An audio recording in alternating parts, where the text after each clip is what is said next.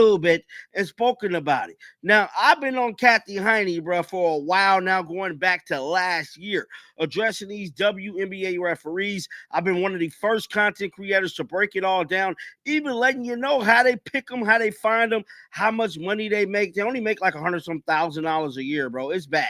It's real bad compared to like NBA referees. But these WNBA referees is at an all-time high right now, bro.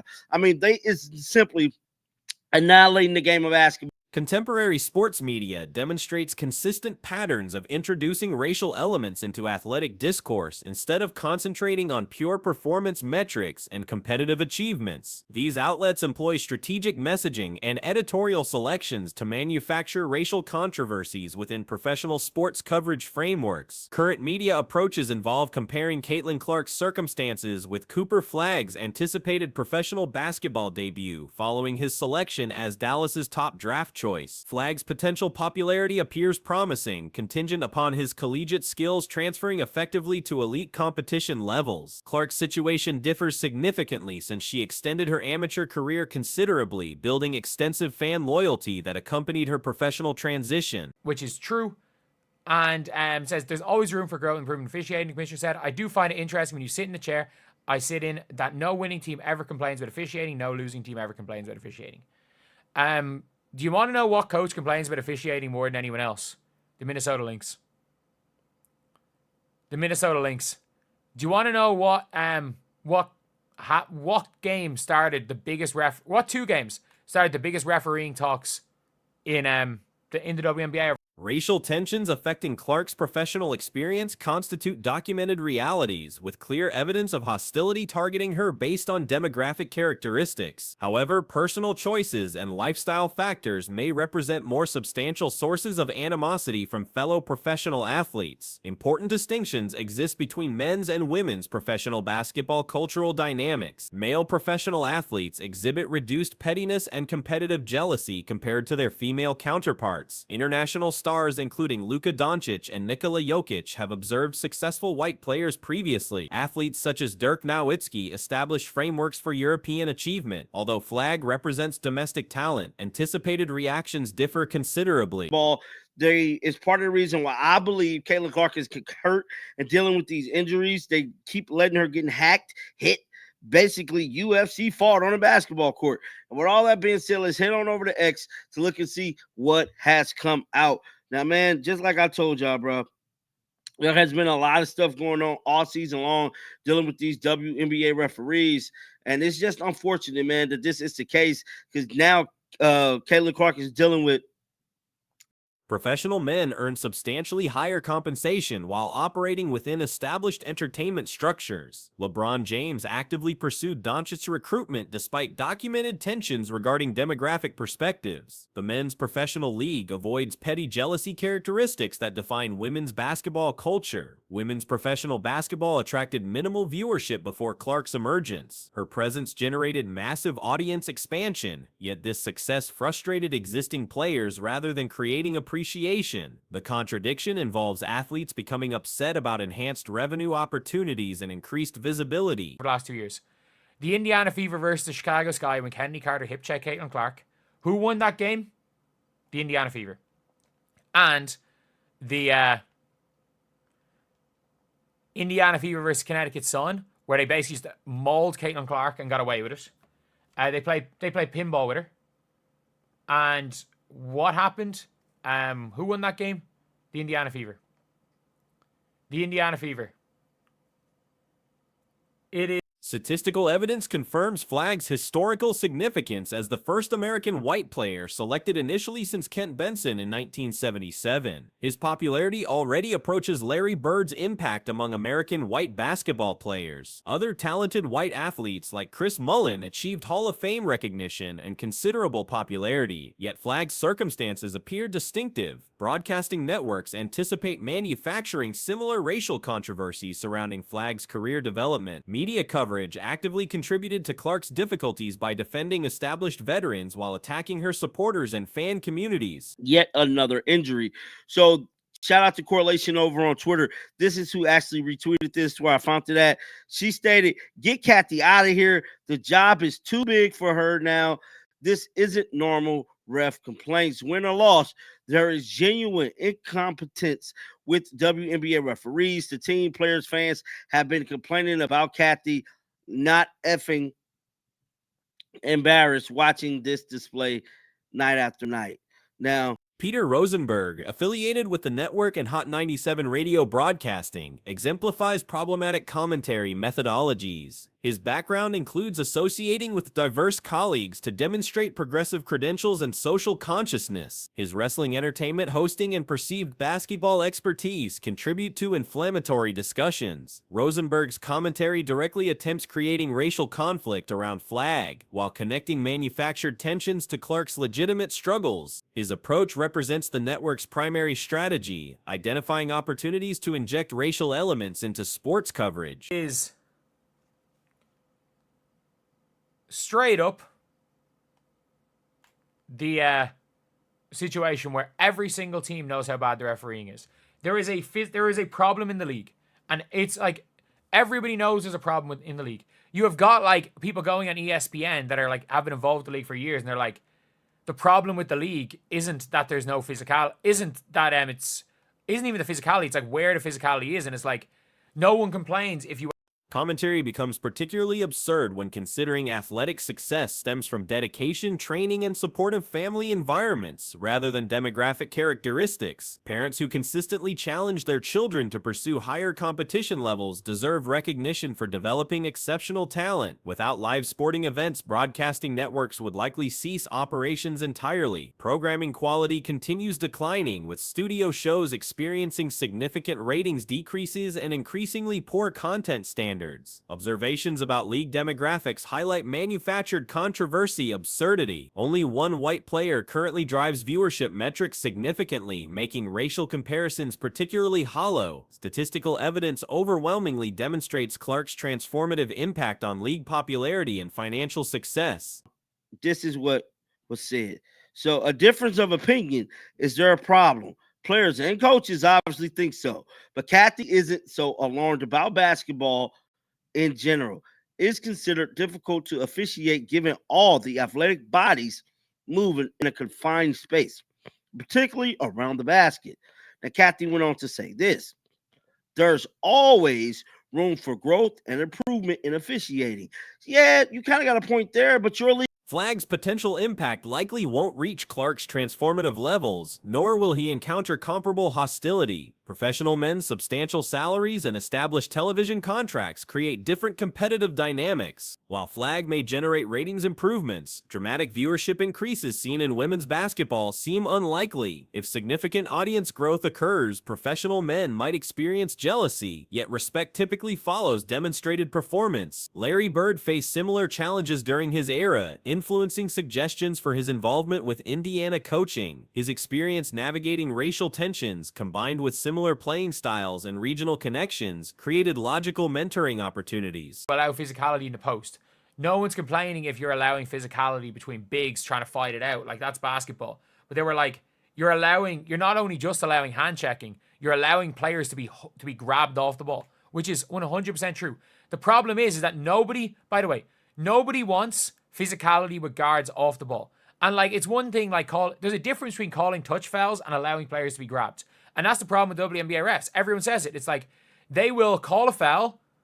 They will call a foul. Broadcasting approaches will inevitably attempt creating racial divisions around Flag's career. Stephen A. Smith, Peter Rosenberg, and similar personalities represent network standard operational methodologies. They consistently amplified Clark's controversies rather than providing factual reporting that could have reduced tensions. Promoting Angel Reese as a superstar competitor while encouraging inflammatory coverage further complicated Clark's professional transition. Networks chose sensationalism over responsible journalism, adding fuel to existing conflicts rather than providing balanced coverage. Fundamental questions involve whether Flag will experience similar treatment to Clark's hostile reception. Evidence suggests negative outcomes seem unlikely given structural differences between professional men's and women's basketball cultures, player compensation levels, and established precedents for successful white American players. League is worse than any other damn league. Like, the NBA don't have these reference problems like y'all do, bro.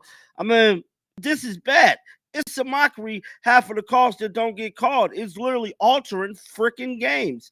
She went on to say, I do find it interesting when you sit in a chair I sit in that no winning team ever complains about officiating.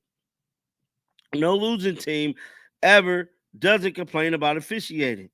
Bro, Women's professional basketball media demonstrates clear bias patterns when evaluating fan reactions to player decisions. Standards appear inconsistent when players negatively impact other organizations. Media coverage treats situations as legitimate news. When players harm Fever organization, fan displeasure receives blame and criticism. Dana Bonner's legacy situation illustrates this double standard perfectly. Despite her legendary status, her final career chapter will likely overshadow previous achievements due to personal choices. Had she requested trades, played remaining games professionally, and been released with dignity, fan reactions would have remained positive. Anthem fell, and then 30 seconds later allow somebody to be rugby tackled.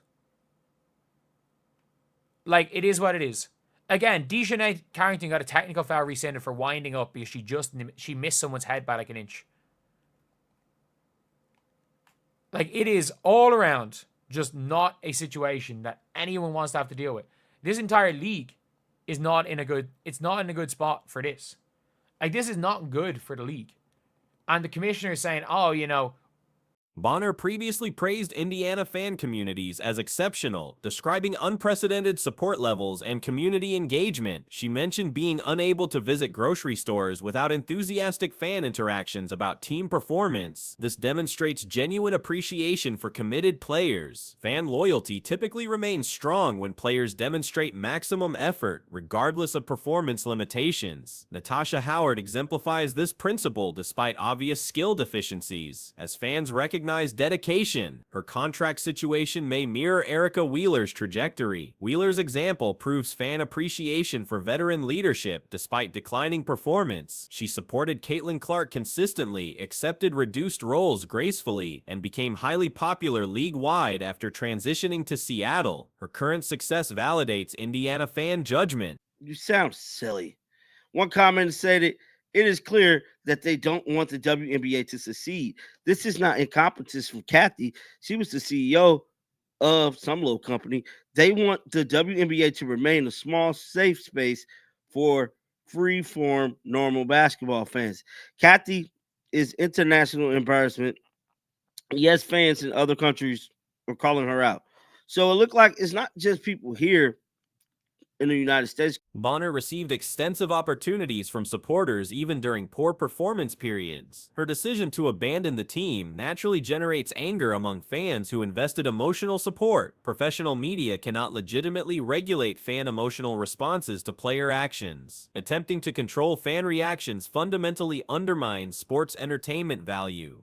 When media figures try restricting emotional investment in athletic competition, the entire sporting experience becomes meaningless. Fans must be allowed to express opinions even when those opinions seem unreasonable. like, basically saying, you know what, this isn't a big deal. It's just people complaining when they lose. Like, it's not as simple as that. It's not as simple as that. Like, it's absolutely not as simple as that, because if you guys have seen the teams that are complaining, Cheryl Reeve complains more than anyone else. Are the Lynx losing? No, they're the best team in the WNBA. Like, what are we doing? What are we doing, lads? What are we doing? Like, we are now... Everyone involved in sports commentary makes incorrect predictions and poor judgments. These mistakes become amplified based on platform size and audience reach. Current situations represent poor judgment by media figures that deserve criticism due to widespread influence. Quoted sentiments about players who don't want to participate reflect legitimate fan frustration. Similar situations occur across professional sports. Miami supporters will likely oppose Jimmy Butler due to behavior, while Philadelphia fans despise Ben Simmons for comparable reasons. Media coverage shows remarkable bias with almost no balanced perspectives available. Christine Brennan represents one of few commentators willing to criticize Bonner's actions. Clear biases exist both supporting and opposing Clark, yet few truly neutral voices provide balanced analysis. Calling out Cathy, but it's people all over. And just like I keep telling y'all time and time again, Cathy has to give us some type of response as to why she take these routes and why she say the things she say. I mean, if it was any other commissioner in any other league, it would have been got rid of him. There is a reason why they like Cathy, why they stick with her, and why they want her to succeed. The one thing I can say is these WNBA referees.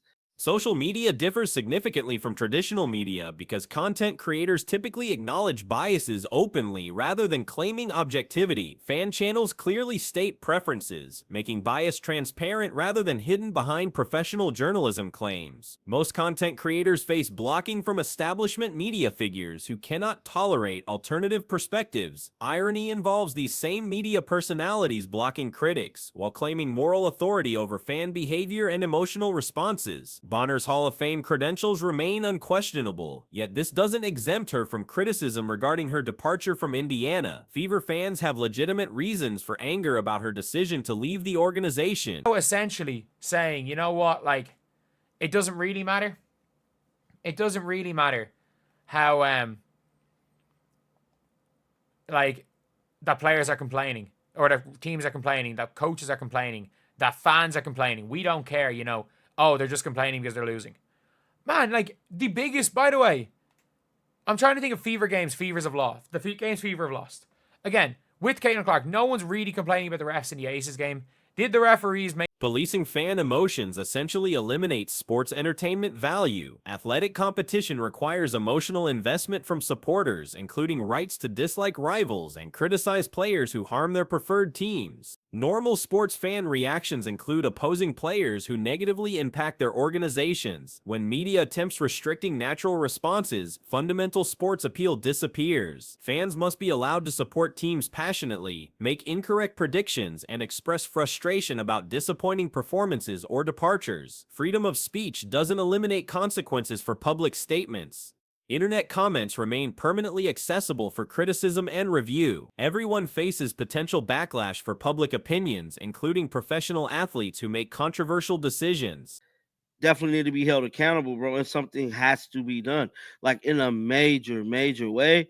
And until something is done, this is what she's gonna have to deal with, and she's gonna have to put on her big girl pants and deal with this issue.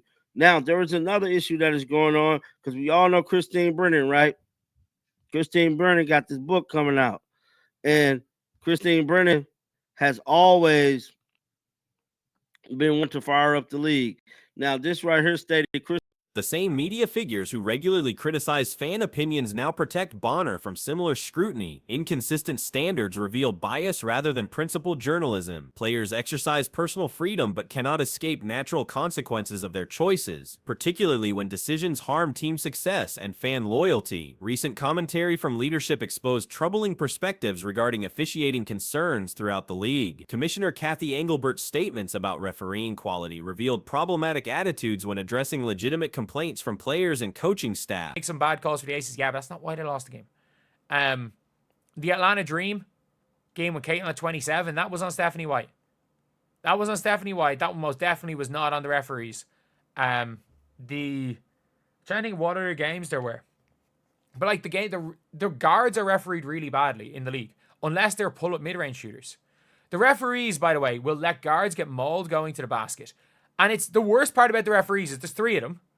So one of the 3 referees is... Commissioner responses to officiating criticism demonstrated concerning dismissiveness of actual performance issues. Her assertion that winning teams never complain about referees while losing squads always voice concerns oversimplifies complex officiating problems affecting league credibility and competitive balance. Observations about winning teams avoiding officiating complaints contain obvious logical flaws. Teams benefiting from favorable calls naturally avoid criticizing advantageous treatment, while disadvantaged squads rightfully express frustration about inconsistent enforcement and missed violations. Indiana consistently receives unfavorable treatment from game officials, experiencing questionable calls even during victories. Recent contests demonstrated repeated phantom fouls and mysterious violations that video replay clearly contradicted. Officials frequently called infractions where no contact occurred between players,